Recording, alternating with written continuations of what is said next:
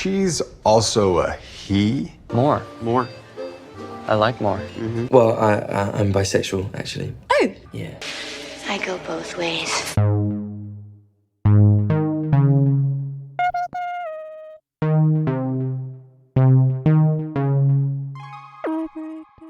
Hello and welcome to Bisexual Breakdown, where we have breakdowns as we break down pop culture. I'm your host, Serena, and I'm here with my host, Katie. Hello. And this is our holiday rom-com episode.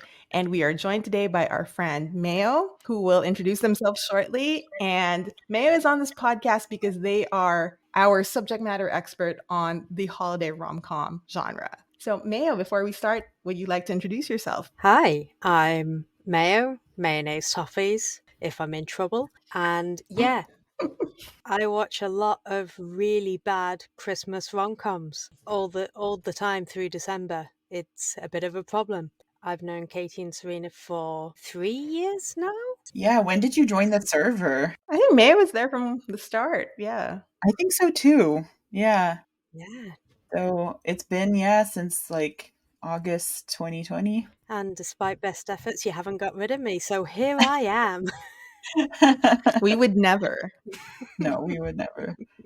Yeah, as we mentioned, I mean, we have Mayo on here because they're like, they love holiday rom-com movies of all sexual orientation, I'm assuming. Personally, like, this was a bit of an interesting one for me because I very much am not, I'm not like a rom-com movie enjoyer at all, really. I've kind of like discovered in the last like maybe couple years of my life that I always thought that I wasn't like a big rom-com person in any genre or any medium, I should say, like books or, TV shows or movies or whatever. But I think that I'm kind of realizing about myself that I think I just actually find like heterosexual rom-coms really boring because when it's like a gay rom-com, I just like eat that up. So definitely getting to watch some queer holiday rom-coms has been a better experience than any of like the heterosexual rom-coms I've had to watch in my time. What about you, Serena? I'm a take it or leave it kind of person when it comes to rom-coms, holiday or otherwise. I just kind of find it generally really cringe. And I know that they're not supposed to be like cinematic works of art. That's the whole genre. I just don't think it's for me, although there have been a few that I've enjoyed. Although if you pressed me, I'd be really, it would be really hard for me to come up with one that I genuinely enjoyed. Like I'm trying to think about a title right now and I'm blanking. I'm sure they must exist. Like I've watched the rom-com that I've enjoyed at some point in my life. It's just, it was pretty forgettable because I can't name it right now. I think the most interesting part of this podcast is Mayo talking about their relationship with the holiday rom-com genre. Yeah, I love them because I've always been a huge Christmas person, embarrassingly huge. In school, when it got to December, once, I was old enough to do things myself and have the money to do it, my bag on the 1st of December was just covered in tinsel and lights. I found an old MP3 player which only could fit about 10 songs on it. So Christmas bangers on that, speaker in my bag. I got told multiple times that I wasn't allowed to have that. It didn't matter. It was great. It was Christmas. And so growing up, watched loads of Christmas films every year. Muppet Christmas Carol is still the best Christmas film I've ever watched in my life. But, I'm English, so Love Actually was always every single year once. I was kind of old enough to watch it, not the edited version that was sometimes on TV a little bit earlier in the day. And so rom-coms, that kind of cheesiness, that's part of what Christmas is to me.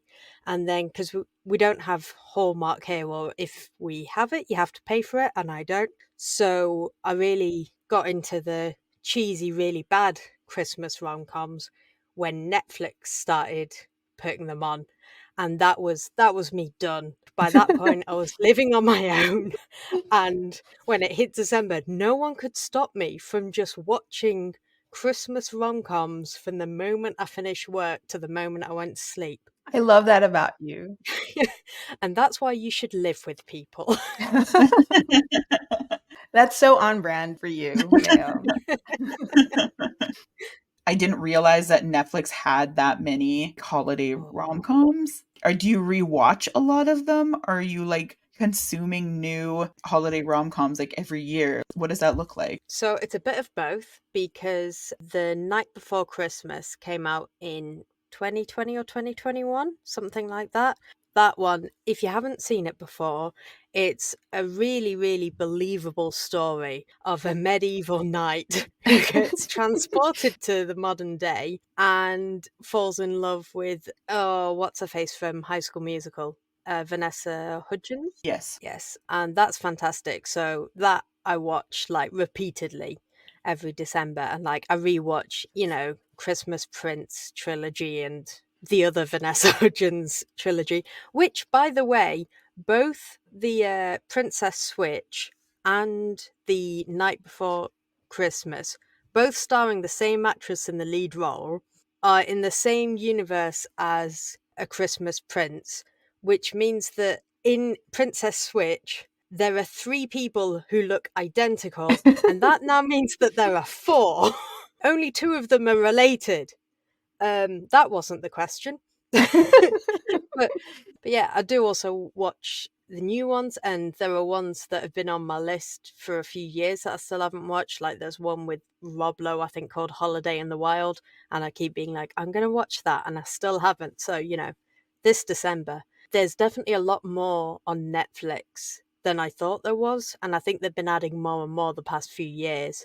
I've never seen the Christmas Carol, the Muppets. Oh, really? Yeah, I've never seen it. Well, lucky for you, you get to watch it for the first time. Yeah, I'm so not a big Christmas movie person. I should stop being such a Scrooge. It's great because the Muppets are just the perfect ones to tell the story, because it's like it's still got the nice wholesome Christmas feeling, but it's also got a lot of sarcasm and snarky comments in it.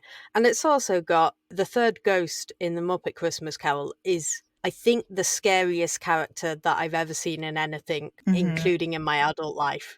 Yeah, I watched there's like a Mickey Mouse version of A Christmas Carol that I watched that was my like version of the Christmas Carol that I watched when I was growing up. We had it recorded on a VHS tape. My mom probably recorded it in the 80s, and we watched it all the time when I was growing up. It was the same thing. The third Ghost of Christmas Future, I will say, is terrifying in that cartoon. But I do also enjoy the Muppet version quite a bit. I think that the Ghost of Christmas Future is scary in the book, but nowhere near as scary as children's films managed to make it. Yeah. And I actually also have seen The Christmas Night. I have seen that one too. Yeah, which is surprising, but it's always, if I've seen any sort of rom-com movie, it's always because someone has like talked me into it. Did you like it? It was cute. I definitely enjoyed parts of it, and then other parts, it's kind of like what I always feel is like an issue with a lot of heterosexual romance movies, which I think is one of the reasons why I prefer like gay romance movies, because I feel like they have to work harder to manufacture drama in heterosexual movies, whereas I feel like a lot of the drama or a lot of things that could be keeping apart a gay couple or preventing a gay couple from being happy are just like more realistic. You literally have a built-in thing like, oh, the person's family is homophobic, or oh, they're like scared to come out. Those things are like real issues that are keeping couples apart. In heterosexual romance movies, they have to invent something like a knight coming back from the past to make it interesting. To make it interesting, coming up with all these manufactured drama things to put into the movie for reasons why this couple like can't be together. While it is enjoyable, it's always like a suspension of disbelief kind of thing. You kind of have to force yourself to not be too like judgmental of, otherwise I feel like it definitely can ruin your enjoyment of rom-coms, holiday rom-coms especially. Does While You Were Sleeping count as a holiday rom-com? I've never seen it. You've never seen it? I know. I don't think I've seen Really? that. Am I the only one who's seen this? I really enjoyed this movie, given that I'm not a rom-com person, but also I was 14 when it came out.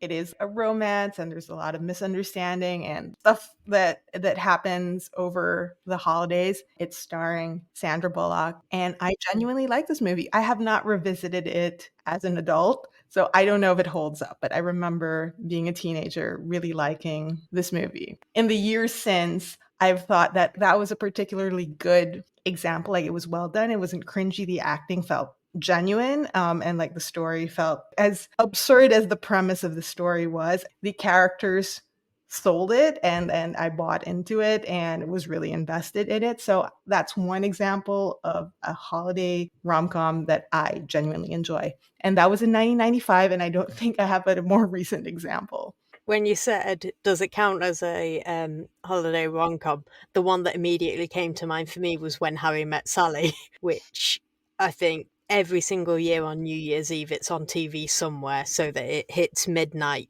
in the film when it hits midnight here. Oh, I like that one. It was okay. I didn't like it as much as While You Were Sleeping, but yeah, that's a classic. It is a classic, and that kind of was the movie that made me feel like rom-coms maybe like weren't for me, because that one was so popular. Everyone always talks about it as sort of like the seminal like rom-com, and I watched it and I was just like, I just didn't get their romance with each other. Like, I don't know. And I felt like so like disconnected from it. So I was kind of like, okay, if this one's not hitting for me, maybe this just isn't the genre for me. Yeah. It feels funny talking about how much I'm like not a rom-com person when we spent 4 hours talking about Red, White, and Royal Blue on this podcast. Listen, I feel like that one is kind of like an exception to all of my rules. It's not a rom-com, it's an experience. I feel like it's not really like, in the way that it is sort of, it has romance and it has moments of comedy. It's not really like a true rom-com, I wouldn't say. It feels more a coming-of-age film which has romance as well. Yeah, because it's also like drama more so, I would say. I think I like While You Were Sleeping because it feels like fanfic. Like, the plot is absolutely ridiculous. Oh, it's mad, yeah. and I think that's what I like about it. Should we get into our movies? Yes. Perfect. So the first one we watched was called Single All the Way. It came out in 2021 and it was originally released on Netflix. And it is about once again, I'm trying to describe a movie and I'm so bad at this. I even have the Wikipedia page open to help me out, and I'm still like, it's about a guy named Peter who's living in Los Angeles with his roommate, Nick. And basically what happens is Peter is dating this guy and then finds out right before he's supposed to be taking him home for Christmas that his boyfriend is like married and has kids. And so instead he convinces his roommate and best friend, Nick, to come home with him. And the rest of the movie is basically about his family trying to convince Nick to ask out Peter, but then also Peter's mom has set him up on a blind date with someone, and Peter ends up really liking that guy, and so he kind of has to choose between like this guy he's been set up with and his roommate and like best friend of many years. And the motivations in this movie are very confusing to me. Like, I don't know why people do the things that they do. It feels like so much of this movie is about his family literally just like meddling in his life. And when I say his family, I don't just mean like his mom. I mean like his like nieces and nephews and like sister, other members of the family. Even like his dad gets into it sometimes. It's like literally a whole extended family issue that this guy happens to be like single. That's another thing. Like, his whole family all the time is just like giving him a hard time because he's single. He's just always single. And for some reason, that's like such a big deal to them. Why is that a problem? Yeah, I don't know.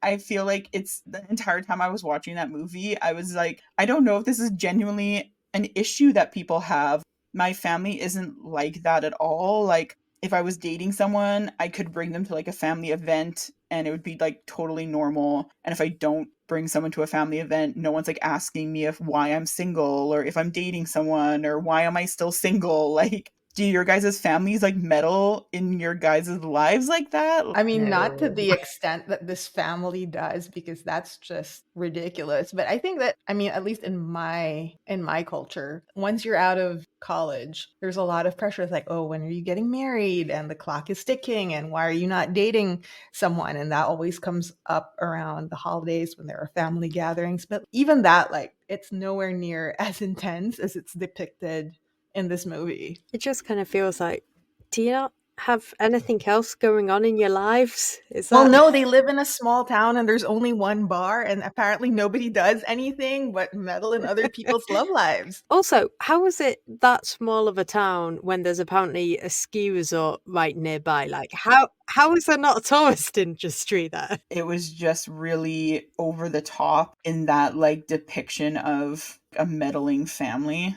So it was confusing to me because it seemed like Peter was so desperate for his roommate slash best friend to come home with him for the holidays because his family is so intense about relationships. And so he wanted to pretend that they were together so that they'd get off his case. When I first watched this, and I thought this was going into the fake dating kind of trope, but then that's not actually what happens. Nick does go home with Peter, but then he doesn't agree to fake the relationship. When they get home, Peter's mom has a blind date set up for Peter. Like, it was just really confusing. Kind of felt like twist for the sake of being a little twist. But then apparently the entire family thinks that Peter and Nick should be together.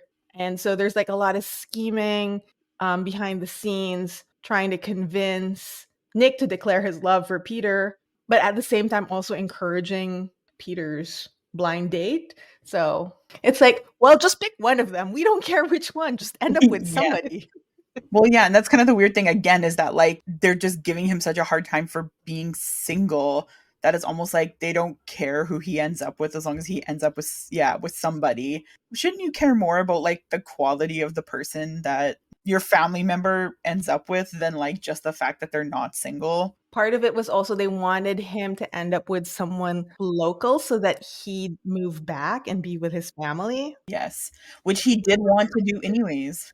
Let's introduce the sort of 4 categories that we're going to be talking about. So the first category is how well does it meet the typical holiday rom-com movie trope and the general expectations of that category of movie. We want to talk about the side characters and their importance and how they contribute to the story. Then we want to talk about how much we enjoyed the movie and would we watch it if it wasn't queer. We also have the authenticity and quality of queer relationships depicted.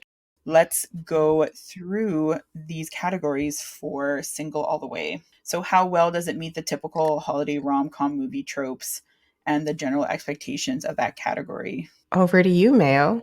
It does it quite well, to the point where it has been criticized by people for like being bland or whatever. And it's like, well, yeah, but that's kind of how it is because, you know, when you're watching those kind of Christmas films, you're not looking for the cinematic masterpiece. You're looking for the Christmas equivalent of fast food. You know, it's got snow. That's a big one. It's got the families are either barely in it at all or really intense. So it's got the intense family. It's got the you go to a secondary location for the holidays. So Peter's going back home, Nick's going with him. It's got the kind of it's a rom-com. You're kind of watching it like, will they, won't they, except it's extremely clear that they will. So yeah, I'd say it meets it pretty well.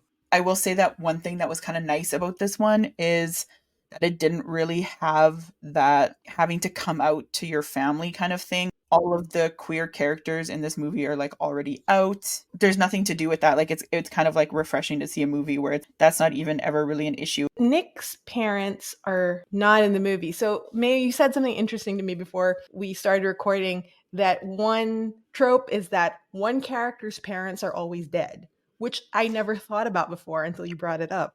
Yeah.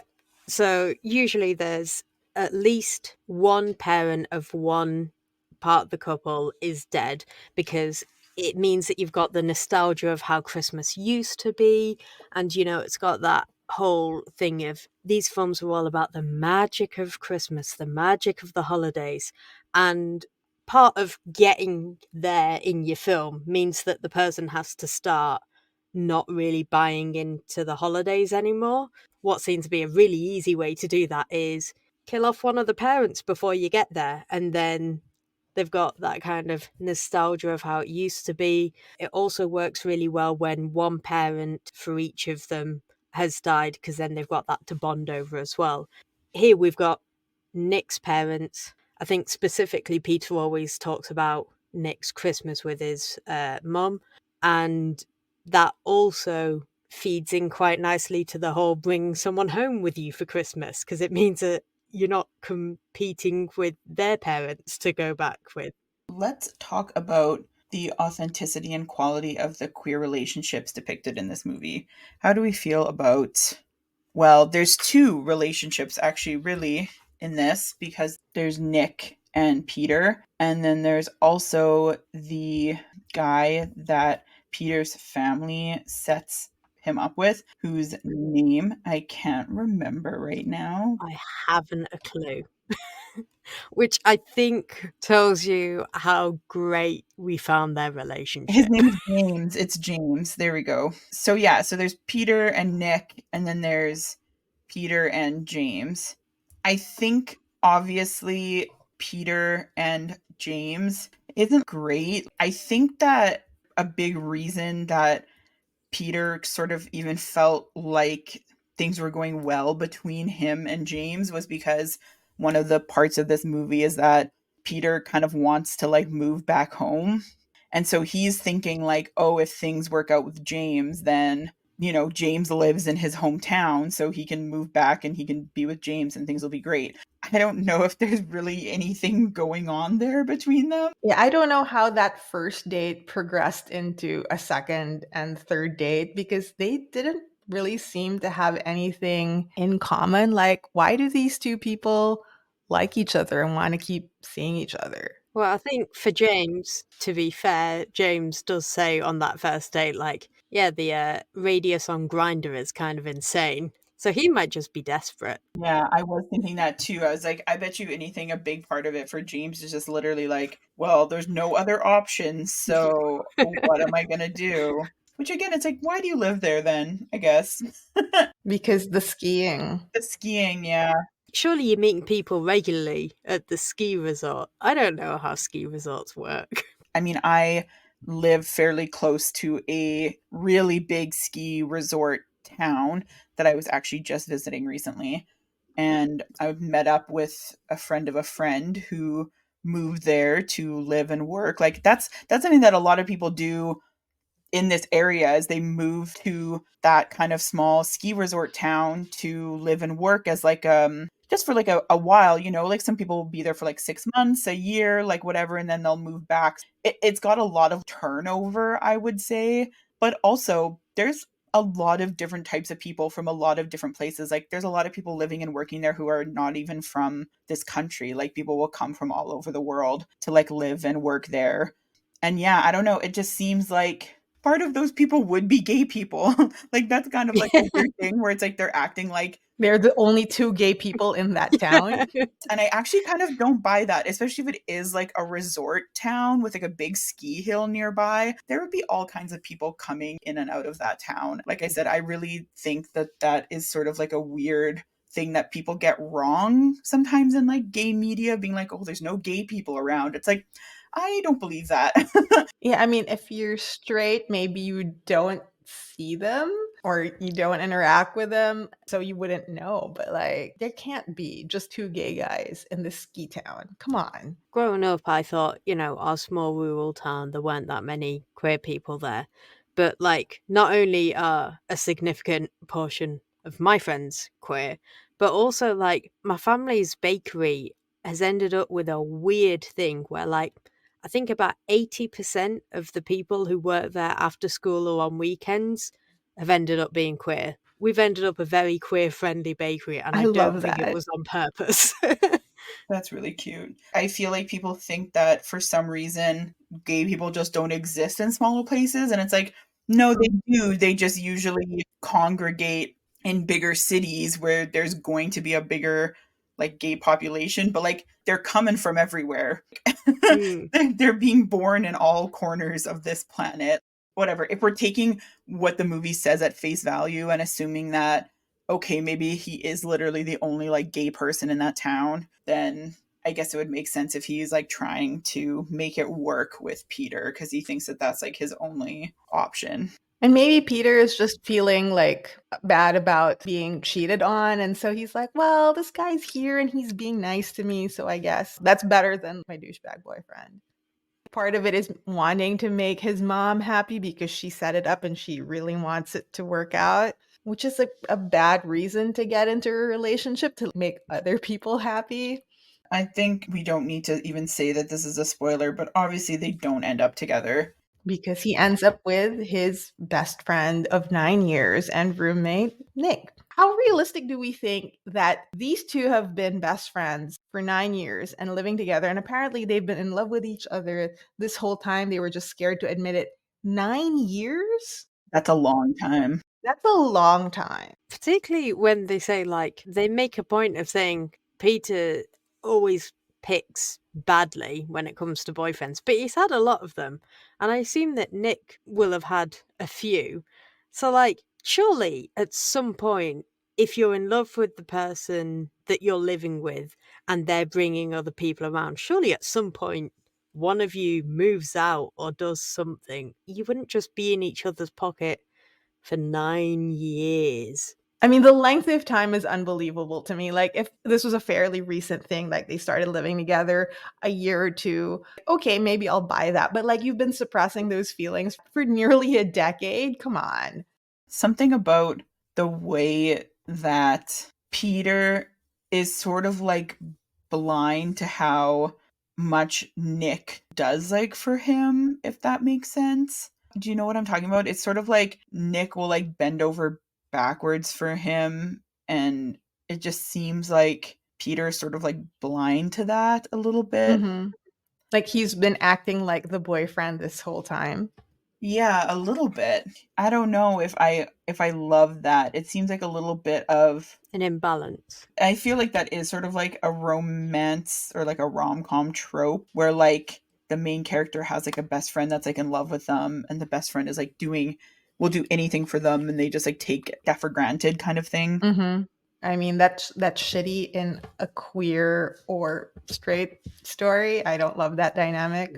Yeah, and that's kind of how I feel. Is like it feels like a very straight trope to have in a queer movie, and I don't know if I love that, to be honest. Well, I think I said to you guys the other day, I watch a lot of really terrible films. So to me, Peter and Nick had wonderful chemistry, like really great chemistry. I also remember because there's a thing when Pete's taking pictures of Nick and then later James, and he asks them both to do the same thing where they kind of breathes out and you get the kind of breath fog. He does it with Nick and he has this kind of italicized oh moment. But then when he does it with James, he doesn't have that same feeling. And I forced my younger sibling to watch it with me, and they do not do rom-coms at all. And the point at which he tried to do the same picture with James was when my sibling kind of yelled, "No, don't do it!" And then when they had like no reaction, he was like, "Okay, that's fine." So, and then they just yelled at me for getting them into a rom-com. But that's besides the point. But yeah, so like That was a cute moment. it's so cute. And like I think that kind of showed the difference in authenticity of their kind of feelings or whatever, but very much with the caveat of for this genre of rom-com. If it was in a better film, their chemistry might not match up. It's also a very sexless movie. I don't know. There's just no, I thought that Peter and Nick's chemistry was cute best friend chemistry, but like I just didn't see that in any romantic or sexual sense. This just seems like a very sexless movie. Is that a rom-com thing? Do people not bang in rom-com? In holiday rom-coms, not so much. In a lot of holiday rom-com, like the moments of tension are like the near kisses or whatever. You don't often get sex or near to sex or leading up to sex. it's all about the lingering looks. And basically, holiday rom-coms are modern settings but period film ability to touch. It's trying to appeal to families, I guess, and so you wouldn't want to watch something that's really sexy with your parents, I guess. Ignoring the fact that Love Actually literally has porn stars in it. Ignoring that. Oh no, they're not porn stars, they're Porn star stand-ins. porn star stand-ins.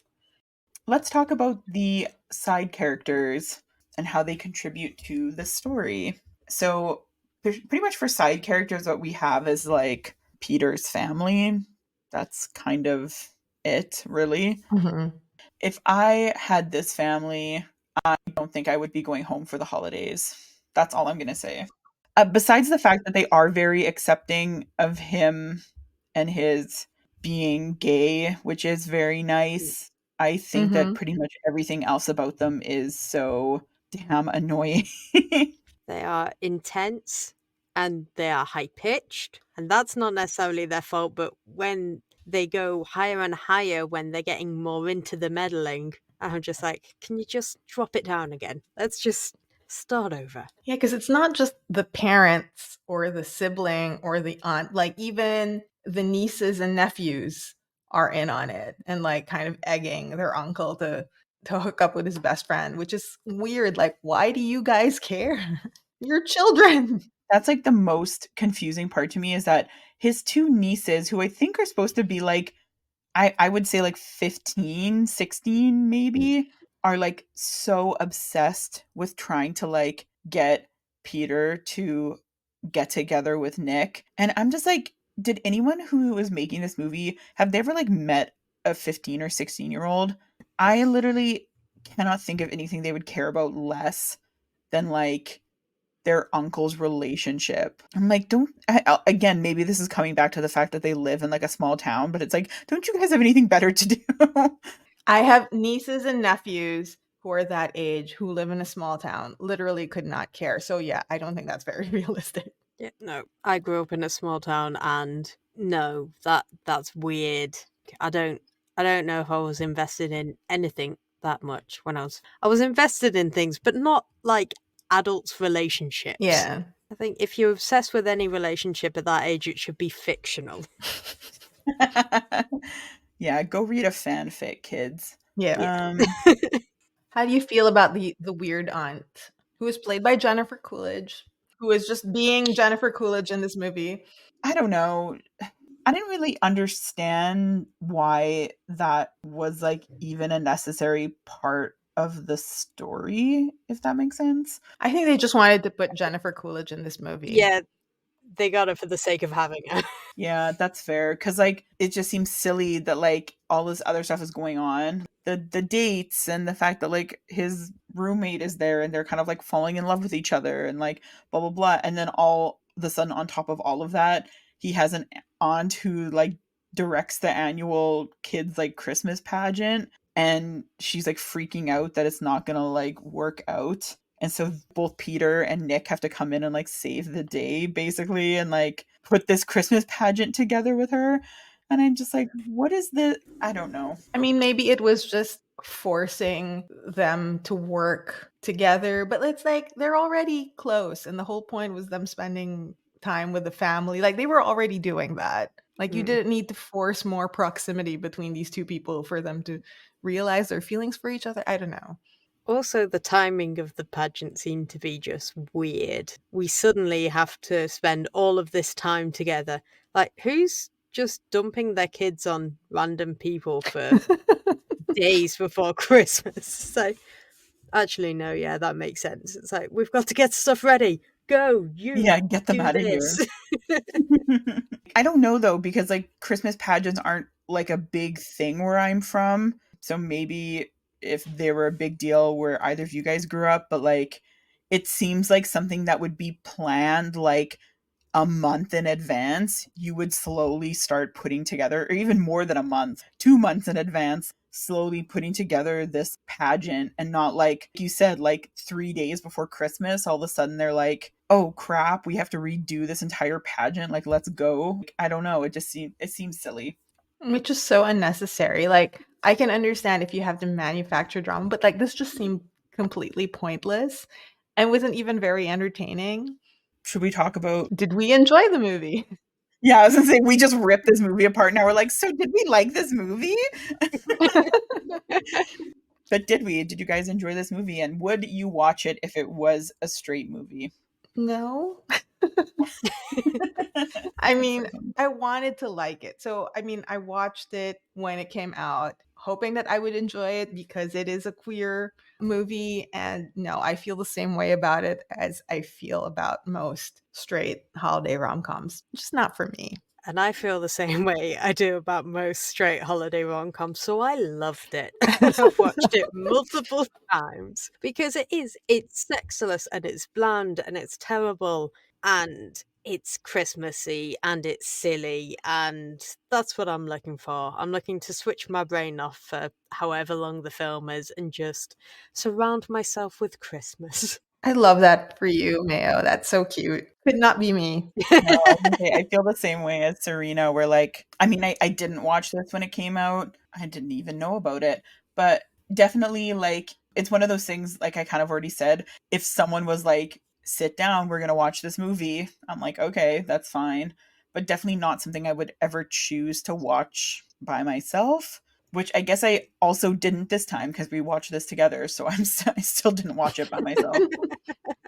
And yeah, definitely if it was straight, I mean, again, if it was straight, if someone wanted me to watch it with them, I probably would, but I would never, certainly never go out of my way. It is one of those things where I'm like, I understand the enjoyment of turning your brain off and just watching something that doesn't require a lot of like thought process. Mm-hmm. Totally get that. I mean, I do the same thing when I rewatch things that I've seen like a million times before, but I think that things like this actually make my brain go faster because I'm so busy thinking of all the things that are like wrong with it.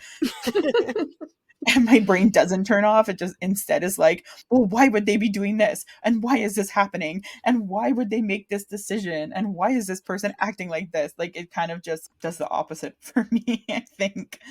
So yeah, that one is a solid, probably wouldn't watch it again. Why don't we start talking about Happiest Season? So, the Happiest Season is about a couple going to spend Christmas with one of their families. It's a typical rom-com trope. The couple in question is Abby, played by Kristen Stewart, and Harper, who's played by Mackenzie Davis. And Abby is not a Christmas person, and her parents have passed away. And she was looking forward to spending Christmas by herself, taking care of pets. But Harper convinces her to come home for her family celebration. And Abby's just so in love with Harper. She says yes, despite reservations, and also decides that she's going to propose. They're in the car. They're almost at Harper's family home when Harper breaks it to Abby that her parents don't actually know that she's a lesbian, so she hasn't come out. And so she asks Abby to pretend to be her roommate because they just need to get through the holidays. Because Harper's dad is running for mayor, and so they have to keep up appearances, and it's a very stressful holiday season for them. But Harper promises that once the holidays are over, she's going to come out and introduce Abby as her partner. Abby's not happy about this, but she decides to play along, and the family visit is a disaster. And Harper and Abby are outed in a very not nice way, but then it is a holiday movie, and it wraps up nicely at the end. They get a happy ending, but there's a lot of drama and tension in between that. So I wouldn't say that this is necessarily like a rom-com. There are funny moments. Mostly it's just a Christmas film that's about a lesbian couple who are struggling with family expectations and the struggle of coming out. Yeah, this one definitely felt a lot less like a rom-com, which is funny because it follows a lot of the same tropes, like we said, like the couple going home for Christmas and like the family's kind of crazy and like there's like hijinks, you would say, like that kind of stuff. Yeah, I think it was marketed as a rom-com. The marketing made it seem like it was lighter than it actually was. it has like the hijinks, but it feels like the stakes for everything is like so much higher. Like, I don't know, I feel like a lot of times rom-coms have things that feel like really low stakes, whereas this felt like the stakes were pretty high for a lot of like the issues in this movie. So I feel like in that way it also feels a lot different than like a regular rom-com. Yeah, some of those situations felt a little too real for it to be like rom-commy. Like it wasn't silly. Like I felt genuinely upset at some points. I was really stressed about certain things that happen in the movie, which are not feelings I expect to feel when watching like a lighthearted rom-com. I would like to discuss the whole movie. So I guess if you haven't seen it and you don't want to be spoiled, then I'm sorry, we're probably going to talk about spoilers. So my bad. Let's continue. So like there's one of the first lines in the film, they're like going and seeing all the lights around these houses doing a walking tour, and the person giving the tour says, yep, so this house has been done for this many years, and he even used his nephew as Santa until he got done for child endangerment. And I remember watching it the first time, and that was the point at which I went, this isn't one of my regular Christmas rom-coms. I need to kind of shift my expectations for this film, because it's not going to be the kind of single all the way type of thing. This is like a film. That being said, I've definitely enjoyed this movie, I think, more for that. Again, as someone who doesn't really do the whole rom-com thing, it felt more of just like a movie and less of like a rom-com, kind of in that same way that like Single All the Way was.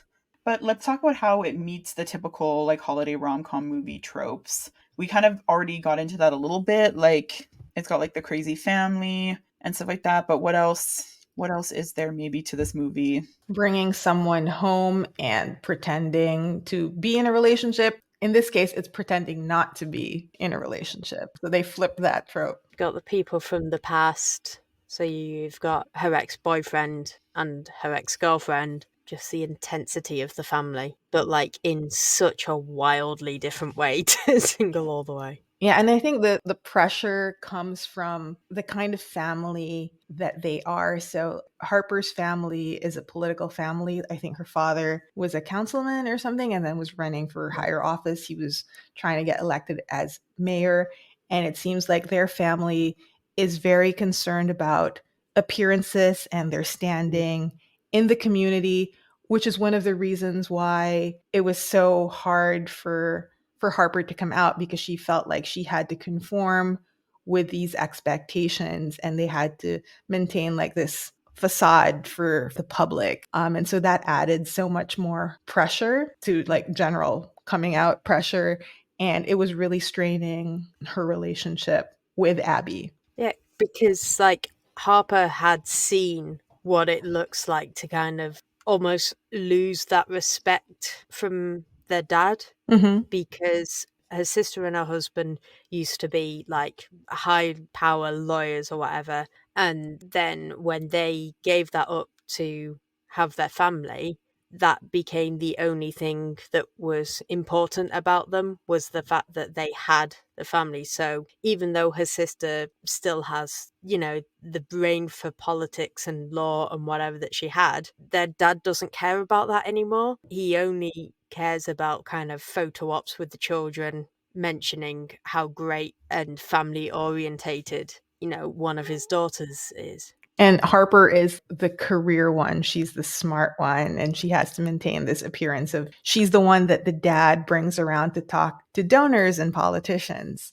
And so, yeah, like you say, on top of the coming out pressure, there's that if I'm not absolutely perfect, I'm going to lose this relationship with my dad. Yeah, that's what I kind of think is like really different about this one, is like that feels like a high stake, right? That feels way more, I don't want to say like important, but it feels like a real like issue that people have had to deal with. It definitely makes it feel a lot more like intense, I would say, than like a regular rom-com where maybe, the stakes really aren't that serious and they're only serious because the movie has like made them out to be serious, instead of like this where people have had to do this before. They've had to hide who they are from their family because of fear that their family wouldn't accept them. Yeah, there's a line in the movie that like really got me where Harper is trying to explain to Abby that they weren't just loved and accepted as children. They felt that they had to earn it and to compete for it, which made me tear up a little bit. Like, that's an awful way to grow up. Like, I had an awful feeling thinking that like you're constantly under scrutiny and you have to perform for your family to love and accept you. I mean, Harper's struggle felt really real to me. It was like a hard thing to kind of balance because on one hand, part of me was really upset and angry about how Harper was treating Abby, because there's like a couple times in the movie when, from our point of view as the audience, it would have been really easy for Harper to just admit that her and Abby were there as a couple and that Abby wasn't just her friend and roommate. I was angry with Harper because she was being cowardly and she was being really mean to Abby just to keep up appearances with her family. But then on the other side, I can see how if you've grown up in that environment where you're competing with your family or with your sisters, really, to try to get love from your parents, that it would be so hard for you to do something and admit to them something that you think is going to make them not love you anymore. It was a lot of like conflicting emotions because I was really upset because she was really terrible to Abby a few times, to the point where I was kind of like, Abby, get out of there. Like, why are you still here? Like, I don't know. I just don't know if I would have been able to like sit around and like put up with everything that Abby put up with. I would have left much earlier in the movie. Yeah, like at one point, one of Harper's like nieces accidentally, well, she does it on purpose. She like slips a necklace into Abby's bag and then Abby gets labeled as a shoplifter. That right there would have been more than enough for me to like, I'd be like, hey, I'm out. Like, I don't know Yeah. if I could have put up with that. Well, should we move on to the next category? The authenticity and quality of the queer relationships depicted. I really liked it in this movie, and I want to give like a special shout out to the fact that they have a lesbian and a gay man as best friends, which I feel like that is kind of like an unusual dynamic, because I think that either like the straight woman who has like a gay best friend, or even like a gay man who only has like gay best friends, is kind of like much more normal depictions in movies. Yeah, and I thought that they spent a considerable amount of time showing that best friendship, and it felt really genuine, and like they were both fleshed out characters and you could see like the care and affection that they had for each other, and I thought it was like a really lovely depiction of queer best friendship. He went and got her and pretended to be her heterosexual ex-boyfriend trying to win her back. Yeah, to rescue her from like the crazy family. Yeah, that's the kind of friends that you know that are going to be around forever, the kind that will come and rescue you from an awful situation and slowly get round to telling you that they killed one of the fish that were meant to be looking after. He also doesn't hold back when he tells her, he doesn't sugarcoat things for her. Like, he lays out the situation for her, like, this is what you're facing and this is a choice you have to make, and like he doesn't coddle her. He helps clarify the choice for her. That's the responsibility of a best friend. They don't just tell you what you want to hear, but they tell you what you need to hear, and I thought that was really lovely. But I also liked that, he was very blunt the first time called, and then called again, being like, okay, maybe I wasn't as supportive as I needed to be. But in that phone call, obviously things have got a lot worse. But even so, he was like, I'm here to be supportive, but I'm not going to like change my entire personality. I loved his speech at the end where he brings up the fact that like Abby had a really easy time coming out to her parents before they died. And he brings up the fact that like that's not everyone's experiences. And he says that, when he came out, his dad kicked him out of the house and they hadn't spoken for however many years, like over 10 years. So, and I think that speech is just really lovely. And that's what I think makes you have a lot of empathy for like Harper's situation. Just because you had a really easy time coming out to your family doesn't mean that's everyone's experience.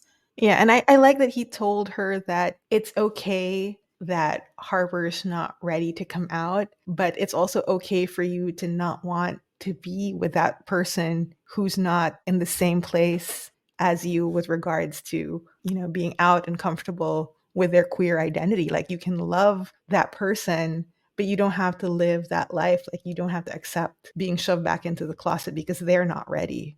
And how do we feel about Abby and Harper together as a couple?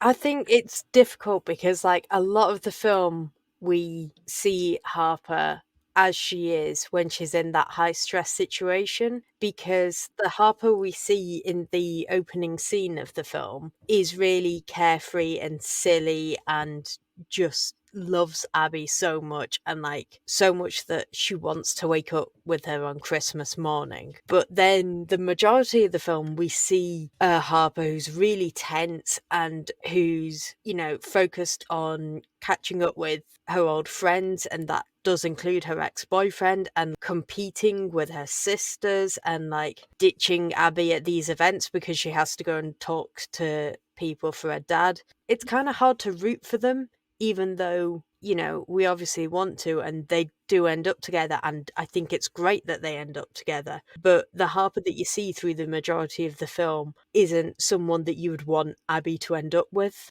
But I do think that they're cute at the beginning and they're cute at the end together. Yes, definitely. Yeah. I guess you just kind of have to infer what their relationship is like outside of that family dynamic. It would be nice if we got to see more of that. I mean, Abby was getting ready to propose to Harper, so you've got to assume that things are going well. All right.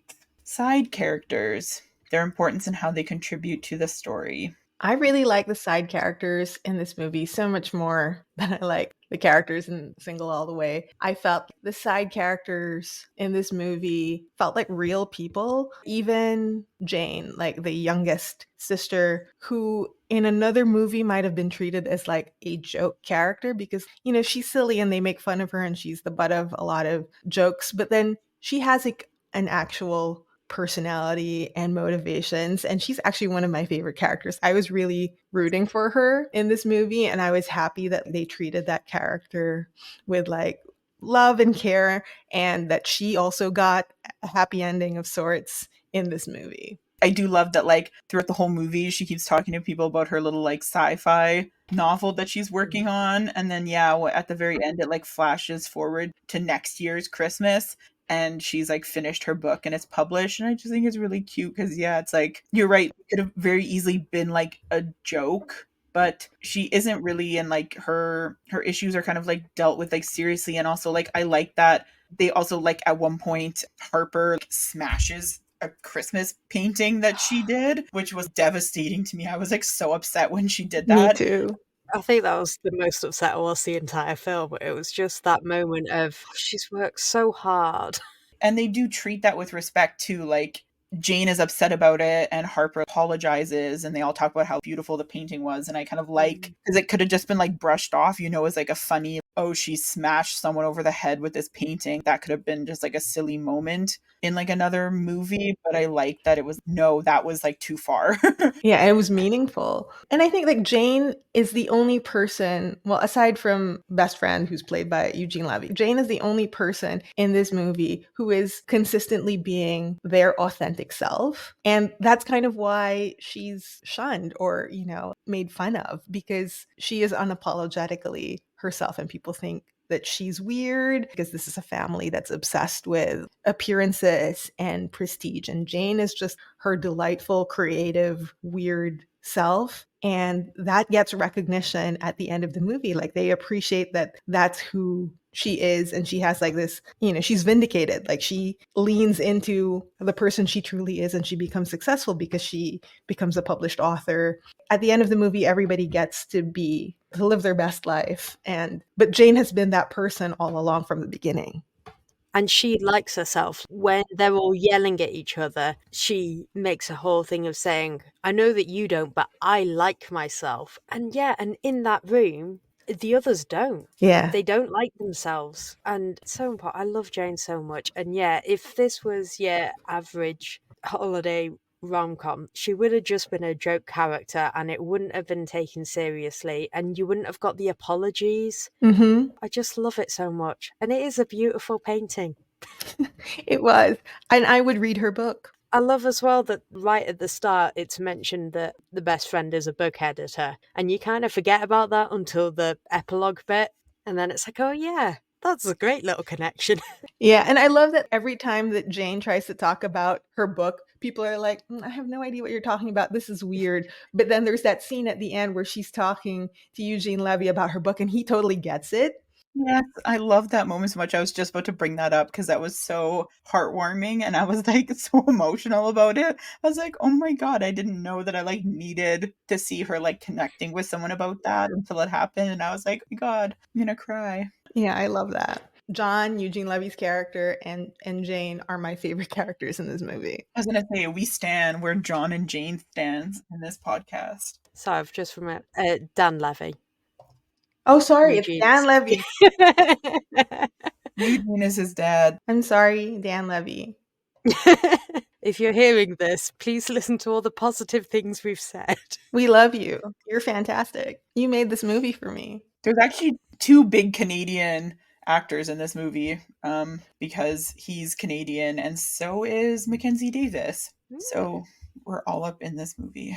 Let's talk about the other side characters. How do we feel about Aubrey Plaza? I love that character. I think she brought so much depth to the whole film. Like it's just another side of the story and extremely attractive. Yes. I was gonna say, I mean, besides the fact that she's really hot, I mean, I did enjoy her character, but I was also like, damn. Enjoyed her character, was distracted at points. Yes. Mhm. By how hot she is. Aubrey Plaza plays Riley, who is Harper's ex-girlfriend. So they were together in high school and they broke up because Harper wasn't ready to come out. And she actually outs Riley to protect herself, which is a terrible thing to do. But it seems like Riley's character doesn't really hold a grudge, or she's over it. Like she's moved on, and they are cordial in the movie when Harper comes back home. And then there's moments in the movie where Abby spends time with Riley talking about trying to understand Harper because they have this, shared experience of being shoved in the closet because Harper's not ready to come out. And I thought her interactions with Abby were really fun and well done. And I was wondering if is there going to be some kind of, love triangle? Is there going to be a spark here between Abby and Riley?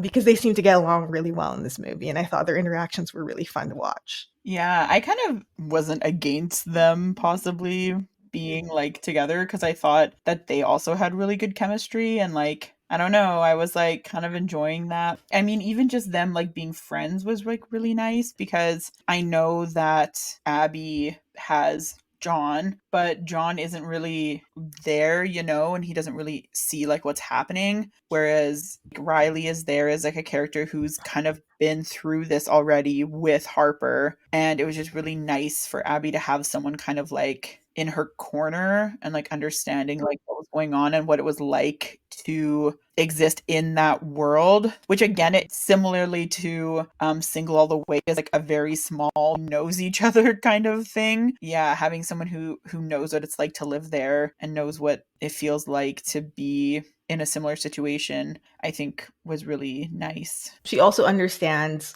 what it's like to be judged in that community, because I think there was a line earlier in the movie where Riley comes up and the mom and the dad are talking about Riley. Oh, she's a successful doctor. So this family cares very much about prestige. And so they were oh, she's really successful. That's great. It's unfortunate about her lifestyle choice. So they weren't really openly homophobic, but that line suggests that they are not that open-minded. And Harper knows that that's how her family feels about Riley. And so that, she's been carrying that this whole time, which is why she's so hesitant to come out. It's it's not even enough that you're the successful person, but that's something that's going to taint you, that's going to bring you down and overshadow your accomplishments. So, did we enjoy the movie and would we watch it if it was straight? I enjoyed the movie. I'm not sure how this would play out if they were straight, since the central conflict is about coming out. But I thought that it was a well done movie. I like side characters and their little story arcs. And so, I'm not sure how they would reimagine this as a straight romance movie, but like I'd be interested to see it. I thought it was quite well done. Yeah, I liked it a lot too. I think I agree, Serena, that like I don't know how this would work as a straight movie. I'm trying to think again, it would probably come down to them like manufacturing some kind of drama that would be the reason why they couldn't admit they were dating each other. And which maybe would make it feel a little like cheaper, but I think that I would probably rewatch this one, possibly even by myself. So that says a lot, I think. Wow. I know. I know. So, yeah, I really enjoyed this one. It was also one that when it came out, I remember when it was released in 2020 and I had wanted to watch it. I had just never got around to it. So, yeah, it was really good and it was a lot different than I was expecting it to be. And I think there was a lot of people who didn't like Happiest Season when it came out, and a lot of people who didn't like Single All the Way. But I think some people didn't like it because they didn't like it. That's fair enough. The people who were complaining about Happiest Season not being, just a light-hearted, fun holiday rom-com, because they were going into it expecting it to be like Single All the Way, and then people who found Single All the Way just completely bland and sexless in a way that they didn't enjoy, were expecting it to be kind of Happiest Season. And it's kind of like, you need to just understand which kind of film you're watching to be able to enjoy it. If you're watching it expecting it to be something else, yeah, you're not even going to open yourself up to the possibility of enjoying it. Yeah, but I think for people who were expecting a different movie when they watched Happiest Season, I think that was me. And like I was pleasantly surprised that it was not the movie that I expected, because I actually enjoyed it. I think it was like the marketing seemed like it was like, oh, like this funny, lighthearted holiday rom-com. I thought that's what they were communicating with the initial previews of this movie. So when I watched it, I was like, oh, that was unexpected and in a good way. I feel like I remember when it came out, a lot of people saying that it was like unexpectedly emotional. Like I think they were going into it expecting it to be like a very traditional holiday rom-com that was very like lighthearted, and that it was a little more like emotional and like heart-wrenching, and that you shouldn't go into it expecting it to be like very lighthearted. Because I seem to remember a lot of people being like, oh, I didn't know I was going to start crying when I watched this movie. I was unexpectedly emotional all the way into the credits. So like during the credits, there's like a series of Instagram posts from the mom. So like it's established that she's documenting and doing the social media for the family. And there was a shot there of, them celebrating the holidays together and Abby and Harper's engagement. And there was a family photo of their first Pride parade together as a family. And that got me in the feels. Like I unexpectedly teared up at that moment. And it was like the movie's ending. I wasn't expecting like to be hit that hard.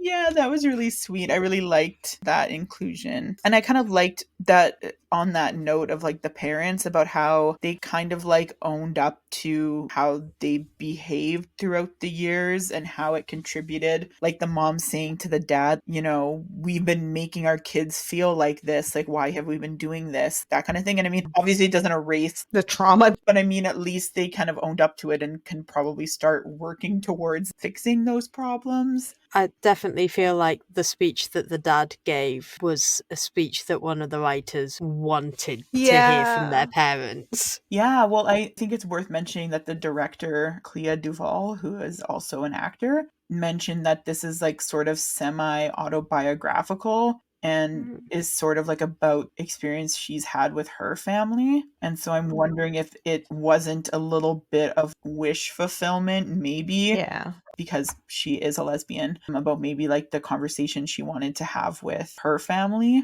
That's so relatable, because I've definitely written fic in which a bisexual character comes out to their parent, and the speech that the parent gives is what I would like to hear from my parents if I were ever to have that conversation with them. So yeah, I think it's like a common way of like processing your feelings. The third movie that we watched was Merry and Gay, which is also called Christmas with Love, which is very confusing, but it seems Merry and Gay is the title that seems to be used more commonly. This movie came out in 2022, and it tells the story of Becca and Sam, who are two childhood friends, high school sweethearts, who are separated when Becca pursues a career in theater in New York, and they are reunited over the holiday season. Their moms conspire to get them back together. There is a Christmas pageant that they are both involved in, and the entire town is kind of in on trying to get these two back together. Shall we get into how well this movie meets the holiday rom-com movie tropes? So well. Like, you've got going back home for Christmas. You've got thinking about leaving your career behind. You've got dead parent. You've got... Oh yeah, you have dead parent. Yeah. Can't have a Christmas film without dead parent and, you know, the dead dad loved pizza, you know, woo. There was snow, there was a Christmas pageant, there was, well, I don't think it's quite a holiday trope to have a talent show in a bar, but you know, it had that too. It was wonderful. Hit all of the ticks. It really did. It's so funny when that line happened where like the mom was like, "Oh, your dad loved pizza too," as if that's not like the most common favorite food of everybody on this planet. Made me laugh so hard. I was like, wow, yeah, you're so much like your dad. You both love pizza. Like, what a weird. You blink sometimes. It's just like your dad. He used to blink. He blinked all the time. Do we remember where this movie is set? It's in a small town somewhere a few hours Tennessee. from New York. Oh, it's in Tennessee. I don't know why I remember that. I feel like at one point they were talking about that. Because at one point, Becca's manager from New York crashes into town. Like a panto villain. Yeah, like they're having like a family get together for Christmas. That is a thing that they do every year. And yeah, her manager just from New York just shows up to her Christmas party with her family. It's so bizarre. And I'm pretty sure around that point they mentioned Becca's like, "Oh, you just happen to be in the neighborhood in Tennessee." But yeah, that was like a really bizarre. There was a lot of like weird things about this movie that I didn't love, but I will say like I felt a little caught up in the gay romance of it all. More so I would say than the other movies we watched where I was like felt like I wasn't super rooting for like any of the other couples, but I was like really caught up in it this time and I felt for a minute I understood the magic of Christmas rom-com. I feel like, and this is going to sound maybe a bit weird, but it feels like it was shot smaller. You were like closer to them. Like it wasn't a big Hollywood film. And like even Single All the Way was kind of like Netflix's big gay one. Whereas this was, we're doing a Christmas rom-com and it's very queer, but in a way that you can connect to a lot more. Like smaller and more intimate, and somehow that fosters more connection between you and the characters, what's going on screen. And we had the classic Christmas rom-coms have to be really chaste. You can hint at the fact that they're going to have a little bit of a spicy scene off camera, but we're going to immediately cut. So you don't see Sam, was it Sam and, I can't remember her. And Becca. Becca. Yeah. Also about this one, it's funny because during Single All the Way, I not complained, but we talked about how I felt like it was sort of unrealistic that there would be no other gay people at all in this like small town. This movie felt like the complete opposite, where everyone on screen was either LGBTQ or was one of their parents. I don't know. It just seemed like everyone on screen was like very gay or like queer coded at the very least. So yeah, it felt like really different in that way. Mm-hmm. And I think what was also different from the two other movies that we watched was that here the queer identities are a non-issue. Like it's not really central to the story. It's like we just are supposed to accept that these two people are queer and their families completely accept them, and there's no drama around coming out or anything like that. It's so treated as matter of fact, which is refreshing. You know, it's just queer people existing and they are accepted by their families and their communities, and it's not a big deal. Yeah, like basically the entire time that we were waiting to find out why they broke up after high school, a little part of me was just waiting for the other shoe to drop, like, oh, is it going to be because Sam came out and Becca didn't want to date someone non-binary? Is it going to be that? And then it wasn't. It was a completely different thing, and I was pleasantly surprised. Yeah, it's funny. I think that Single All the Way, I mean, that was similar in that there was no aspect of homophobia at all. Like everyone was totally cool with both him and his friend being gay. But I would say that was like still part of the story, the fact that he was gay and they're like, oh, there's no gay people in this small town, like blah, blah, blah. And then there was a bit of homophobia in Happiest Season. But in this one was like, it wasn't even ever really brought up at all. The two main characters being in a queer relationship or Sam being non-binary, like none of those were even mentioned, which it seems so weird because yeah, you're always kind of used to that either being a problem or that at least being like a plot point. And it just wasn't. It had nothing to do with the story. And like I said, everyone on screen seemed kind of gay anyways. So it was like, where is this small town that is I know. like just so progressive and accepting of their gay community? So if we're going to talk about, I mean, we kind of already started the authenticity and quality of queer relationships. I would say this was good, I think. I have no complaints about anything really. Yeah, it's so refreshing to have a lead character who's non-binary. Like, how often do you see that? Almost never. I mean, I can't name any other movie that has a main character who's non-binary. No, it tends to be kind of podcast audio drama kind of territory if you're wanting non-binary. Should we talk about the side characters? Yeah, let's talk about the moms. There's a lot of side characters. The meddling moms, it's so funny because this is the second movie that we watched that had like the meddling mom trope or meddling family trope. And what was so funny about this one was how bad they were at meddling. I'm not sure a single one of their plans worked. Yeah, like one of their plans involved them dressing in all black in broad daylight. Yeah. To sneak up on the couple that were putting up Christmas lights. It's like, okay, why are you dressed for a bank robbery? I know, it was so funny when we were watching. Mayo was like, I was about to make a joke about them wearing all black in the middle of the day, and then they actually did it. So much more likable than the meddling family in Single All the Way, I must say.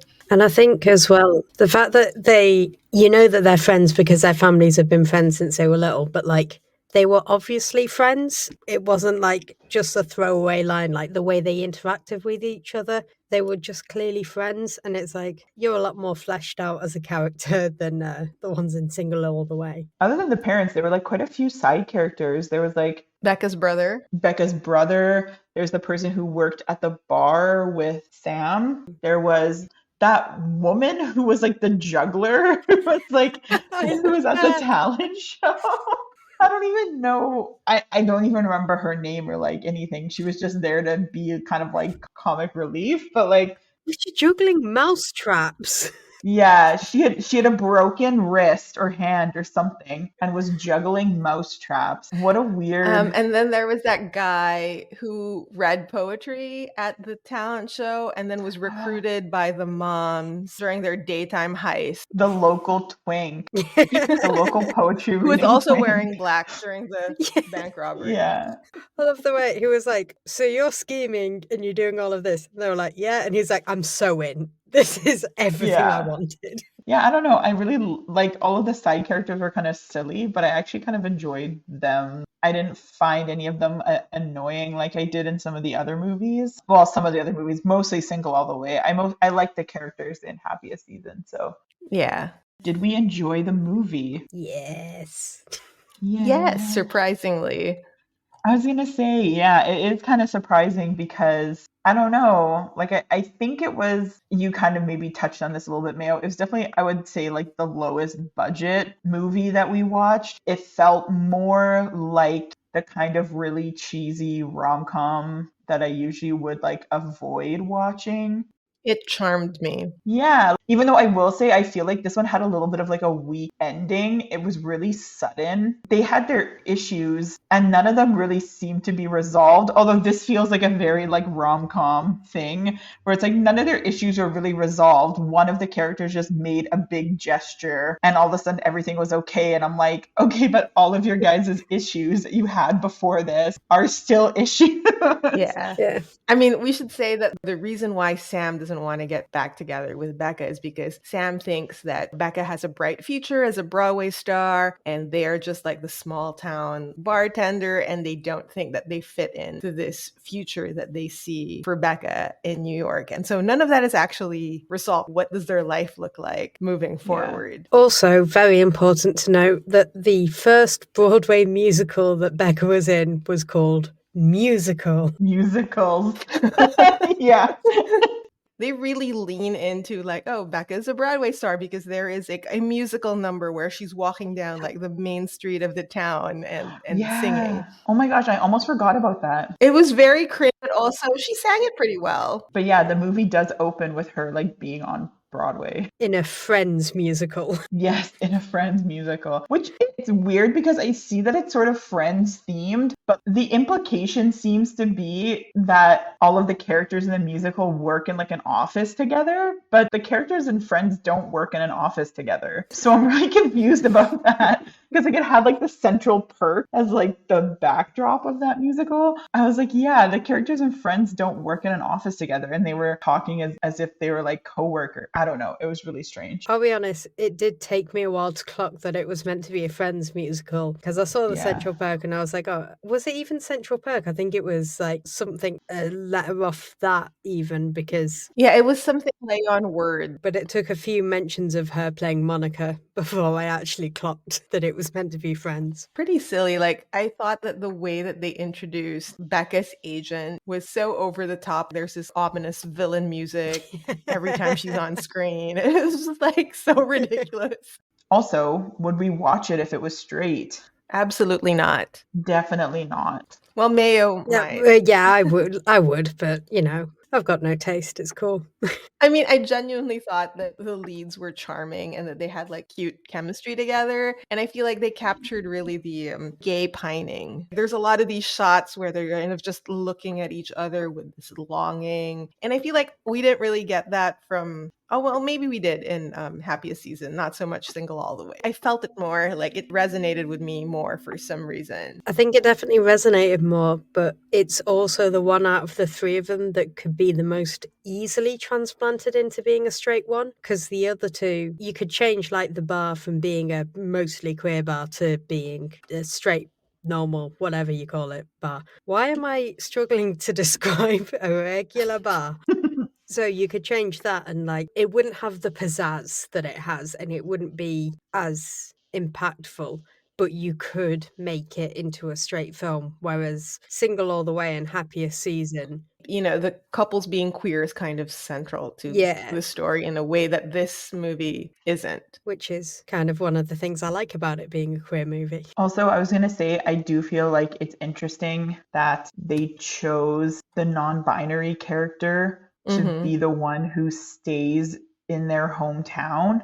Because it seems to me like they would want the non-binary to be the one who like left their hometown to, you know, find somewhere better. But like the hometown is so queer that it literally doesn't matter. So yeah, I don't know. I thought that was kind of interesting because it feels to me it would maybe be more true to life if the person who was non-binary was the one who wanted to get out of the small town where people are like closed-minded or whatever. Maybe that's like a bit of a stereotype or a trope, but that's just how I would feel about it. You know, you want to go where, and I mean, and it's true to life. I mean, in general, LGBTQ people tend to congregate in larger cities where there's more chance of finding community. But maybe if I lived in the magical queer town that they do, maybe I wouldn't want to leave either. Yeah, I mean, it was an interesting choice to portray the town in that way, like the super queer, supportive, wholesome community. Like even the pastor is on board. When Becca and Sam were kissing in front of the pastor, I was like, oh no. Oh my gosh, yeah, I totally forgot about that. They show up to the pastor's house and they're like kissing on his front lawn. And I was like, in front of the pastor? The pastor and God.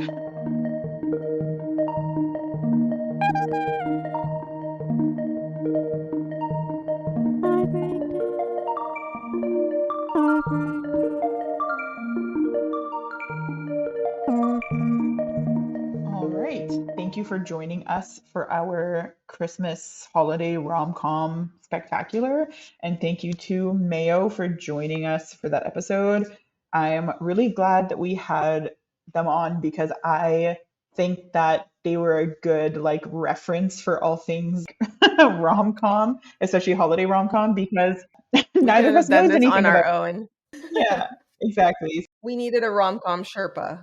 Exactly. Yeah, we needed a guide to help us enter the rom-com realm. I have to say that I think that Mayo was successful because towards the end, I kind of got it. Like I sort of understand the appeal of this genre. It's not my favorite, but I understand why it's enjoyable now. I kind of felt the same. And I understand the idea of wanting to watch something to just turn your brain off because I feel like I do the same thing. I choose to do that by watching the same movie that or like TV show that I've seen over and over again because to me that feels like shutting my brain off. But I mean, Hmm. we all have ways that we like to do that. And you know what? Watching holiday rom-coms isn't a bad way to turn off your brain. Yeah, and soak up the holiday vibes. Shall we talk about what we are kind of hyperfixating on right now? Okay, so this isn't specifically queer media, but I would say that it has a lot of queer themes. So I've been rewatching the series Jane the Virgin, which aired from 2014 to 2019. It has 5 seasons. Watching it again, it stood out to me that, wow, there are a lot of queer characters on this show and like queer storylines, and they are treated very well with a lot of nuance and care and a lot of joy. And I was really delighted to rediscover that, and I really enjoyed watching it the second time around. I have been watching Fellow Travelers, which, if anyone is keeping up with, queer TV shows that are coming out, it is an 8-part series. I don't remember what station it's premiering on. My bad. But it's called Fellow Travelers. And like I said, it's an 8-part series that follows a couple of couples throughout the 50s and through like McCarthyism into the next couple decades and through, everything that happened in the US in queer history in that time. So it touches on the assassination of Harvey Milk and it touches on the AIDS crisis. And it is beautiful and heart-wrenching and sad. And yeah, it's really, really emotional. They cast out gay and queer actors for all of the gay and queer roles in the show, which is really incredible. Yeah, just like a really amazing show that I think is really important for anyone who cares a lot about queer history, especially in the US, which is its main focus. I need to catch up. Yeah, it sounds really good. I haven't been able to start it, but I'm really looking forward to it. Yeah. We just want to say it's coming towards the end of 2023. So I hope everyone has had a good year and I hope that you're excited for 2024. I'm very excited. I'm excited for what we are going to do with this podcast in 2024. We have a lot of really good episode ideas that I'm excited about. And lots of exciting queer media to consume in the coming year. Yeah, so excited. I'm already excited. We would like to acknowledge our friend Pax, who did an amazing job of creating intro music for us and all of the other music you hear in the podcast. You can find them on Instagram at Fens Edge. And the art for our website was done by Draw Right Play, who's on Instagram and Threads. You can view their art on our website, bisexualbreakdown.com, where you can find links to all the platforms where you can listen to this podcast and all our social media. So we're on Apple Podcasts, Spotify, Amazon, YouTube, and other platforms. You can follow us on Tumblr, Instagram, TikTok. You can send us a coffee or email us, and all that information is on bisexualbreakdown.com. You are welcome to leave us a comment if you have anything to say about any of our episodes. Like I said, you can email us, or you can just leave a comment on our YouTube or on any of our social media channels. That's everything. Thanks for listening. Until next time, bye. Bye.